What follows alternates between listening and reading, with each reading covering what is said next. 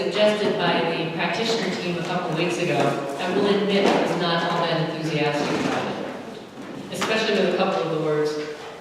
The first part of the title, More Than Worthy, suggests to me that many of us have done a lot of healing in regard to our self-esteem issues, whether it's from religious influences, abusive relationships, cultural situations, the work environment, or whatever.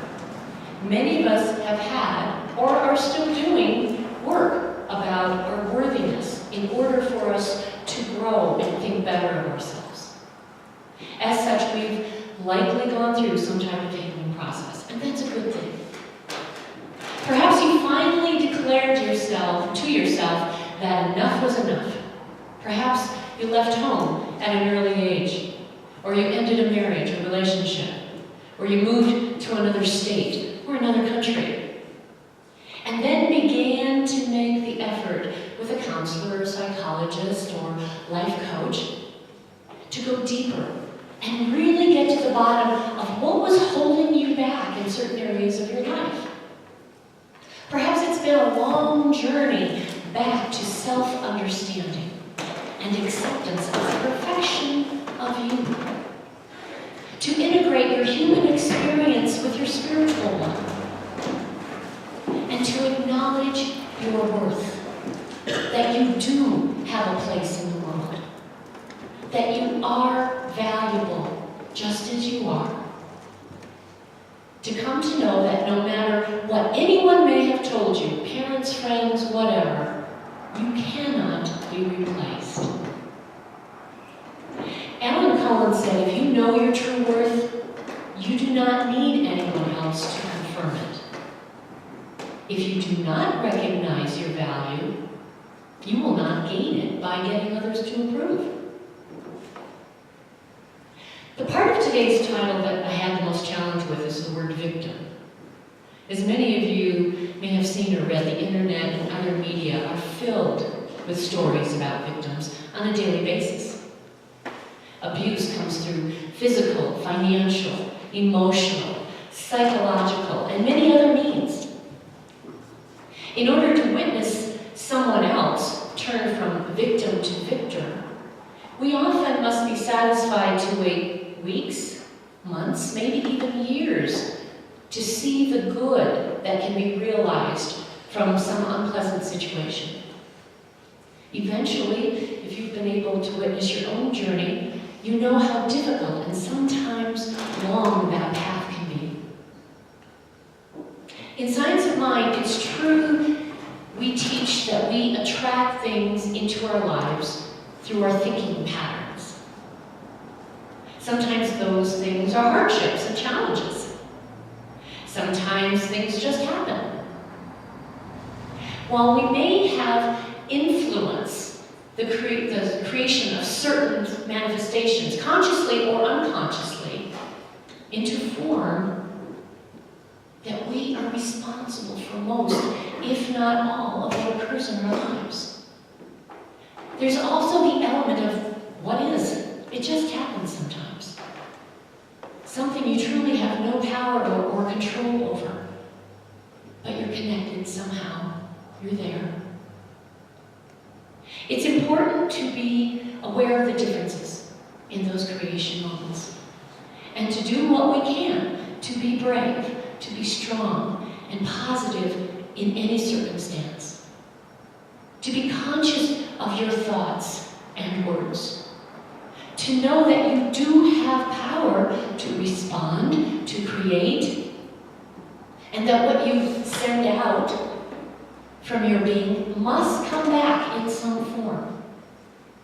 So as you embark on this spiritual path of conscious co-creation with God, it's a good idea to keep up your awareness levels and really know what your intentions and beliefs are in any situation, as much as you can.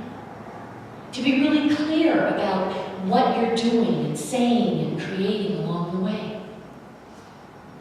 If you believe, as I do, that we are part of the oneness of God, that God is only good, then anything that we determine as bad or not good in a particular moment will eventually turn around or have some element of good within it. Some positive lesson or new awareness will come out of it. I've seen and heard about it happening all the time. It's happened in my life time and again. There is only good at all times in the spiritual reality and eventually in the physical world. And if you let good be your focus and your story, it will also take you from the idea of victim to victor. Of all the words of this topic title, I like the word victor best. It's defined as a person who has overcome or defeated an adversary, maybe an adversity, a winner in any struggle or contest. One of those wins can be overcoming self-defeating thinking patterns, behavior patterns that no longer serve you perhaps, that limit your life and your potentials, your possibilities. I think one of the best ways to be a victor is to follow one of our New Thought sayings, change your thinking, change your life. Yes, it's such a simple idea, and one that takes effort and renewed focus from time to time to stay on track. That's why we come back together each week, isn't it? To stay on track and be reminded. The awareness and concerted effort to have dominion over your thoughts and ideas and ways of being may have started years ago or just this morning. The point is to begin the path to victory over the idea that you are not worthy. It's hogwash. You are a victim in some circumstance, maybe. To reclaim your God self-consciousness for powerful and uplifted expression, to overcome that. To love yourself, this earthly human with all of the foibles and the mistakes, and focus on the gifts you have within and the guidance that you were constantly provided if we would but listen. When I looked at research on this topic of victim to victor, my initial internet searches brought up dozens of books with those words in the title. In fact, there's a top 50 list of that title.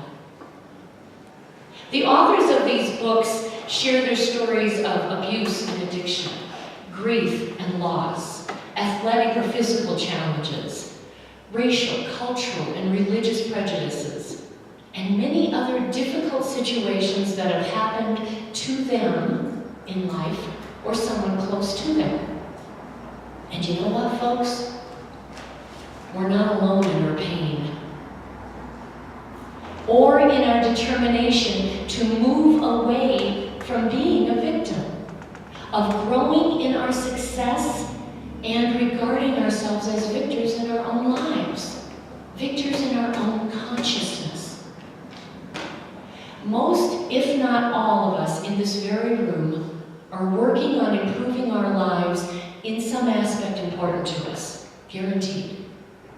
We are companions and teachers and students for one another.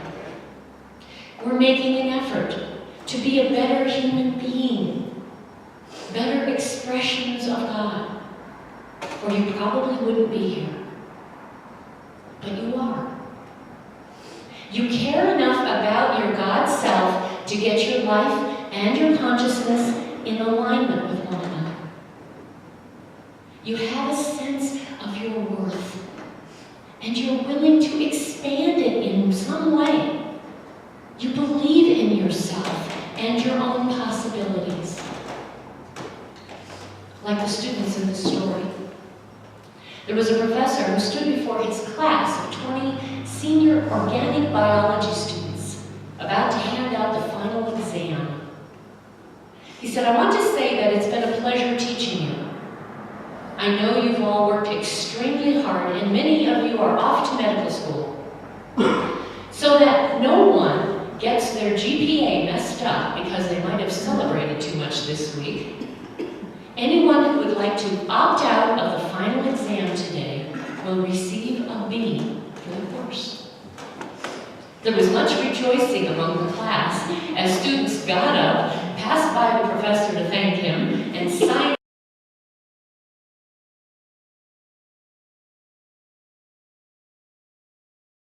out on his offer. As the last taker left the room, the professor looked around at a handful of remaining students there and asked, "Anyone else? This is your last chance." One more student rose up and took the offer. The professor closed the door and took attendance of the students remaining. "I'm glad to see you believe in yourself," he said. "You all get A's."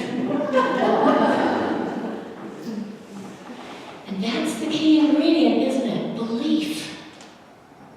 How far will you go in your career if you don't believe you have the skills to do the job? How long will a relationship last if you don't believe in your partnership?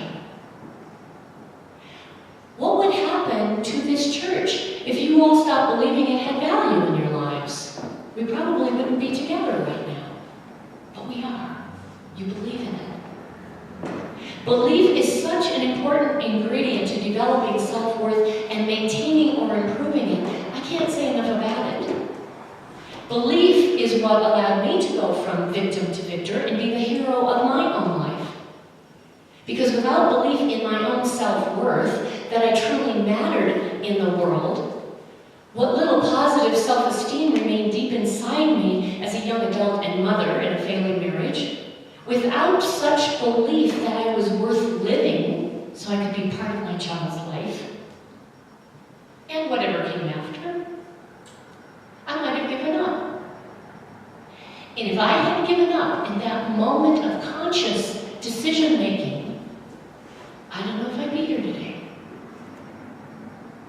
But something inside of me was aware enough, strong enough, brave enough, that I was able to endure and eventually start down a life path away from what I'd known before and discover more of what was inside of me, more of the good. I'm still on that journey, just like you. And it never ends. Belief is absolutely necessary, as Holmes writes in Science Mind textbook. God cannot give us anything unless we are in a mental condition to receive the gift. The law cannot do anything for us unless it does it through us. Belief is absolutely necessary to right demonstration. Belief, faith, is absolutely necessary to right demonstration. And it's important to understand that you can't have fear and faith at the same time. It doesn't work. What is interesting to note, however, is that fear is a kind of belief, as Holmes reminds us. Fear is a belief in limitation. It's a denial that the divine is the center and the source of all good. Holmes tells us that we must do all in our power to overcome fear. Perfect love casts out fear. That is, confidence overcomes the depression of doubt. And that to overcome fear is the greatest adventure of the mind of man. The greatest adventure. Perfect love, divine love, the God love from which you were created and in which you reside at all times. Let's follow this line of thought.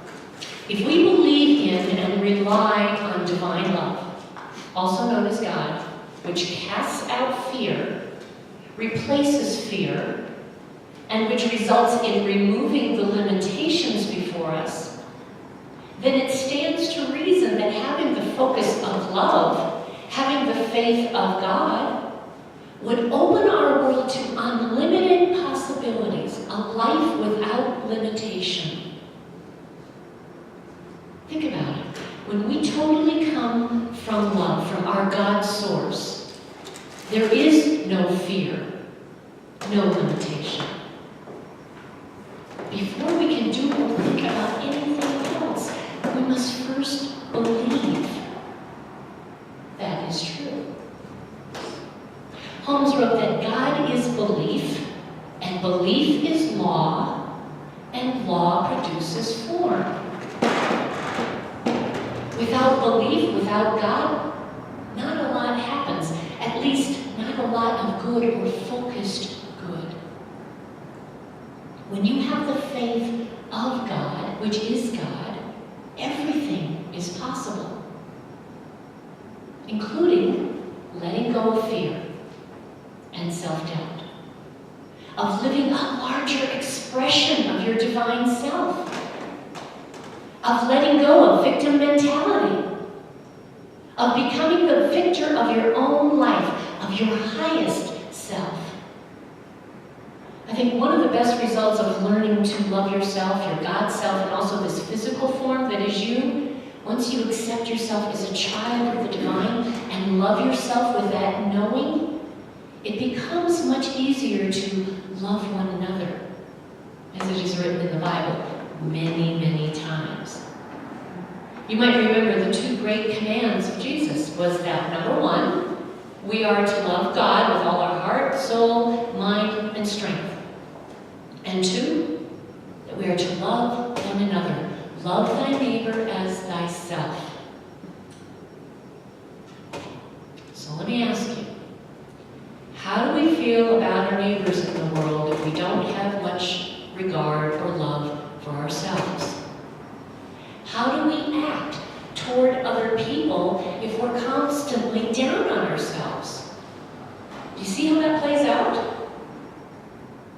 And I'm not talking about superficial love, but a genuine care and concern, compassion and kindness for yourself and for those around you, where you recognize and connect with the God essence in one another at the highest level of consciousness, where you unify on the spiritual plane and are in harmony with the oneness of being.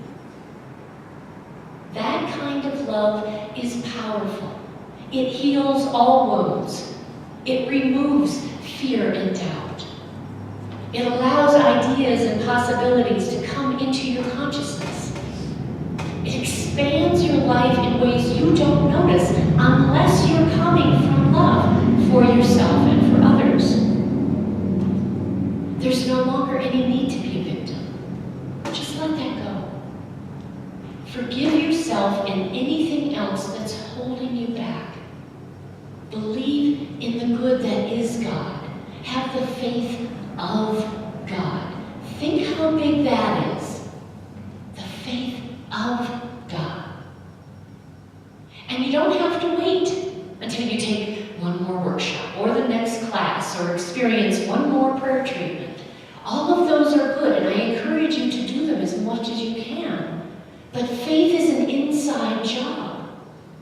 Creating your life happens in every moment of being. It starts with you right now. I went to Mary Morrissey's website yesterday and read her blog posting for January 14th. The title reads, Act in Faith, followed by, Let's begin today in faith. Imagine that the universe has your day perfectly designed right now.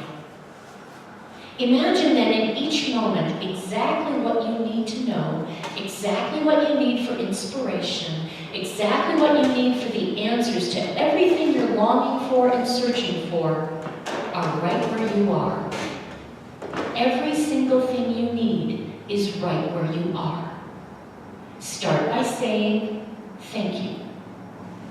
With that simple statement, you are acknowledging that all your needs are already met. For those of you who were here last week, you witnessed our Board of Trustees renewing their oath, statements of commitment and belief in their leadership roles for this church. In our day-to-day lives, we make statements of belief all the time. You affirm one thing or another, positively or negatively. We have statements of belief in the science of mind philosophy. So right now, I'd like you to open your programs, this parchment colored one, and on the inside right page, you'll see a heading that starts with "We Believe." This is an abbreviated list of what Ernest Holmes originally wrote in 1927 entitled "What I Believe," as he was putting together the concepts of this new thought religion. I invite all of you to read those statements with me together, right now, aloud, and to start each line with "We believe." So let's begin. We believe God is all there is, and God is all life everywhere. We believe each person is a unique expression of God. We believe in the power of each individual to co-create with God.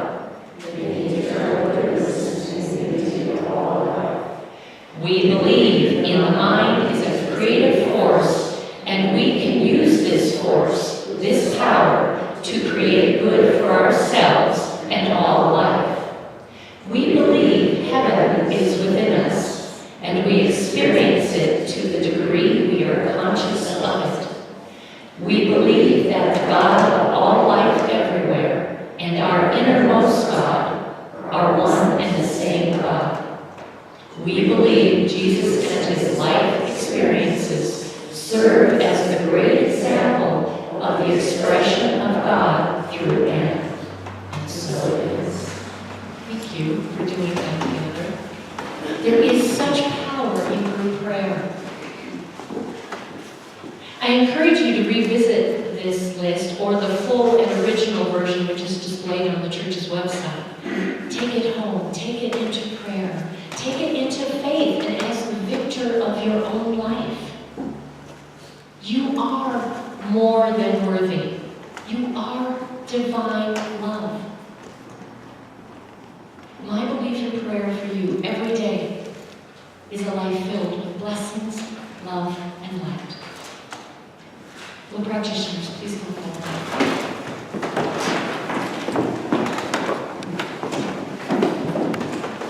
And our prayer chest is also coming forward.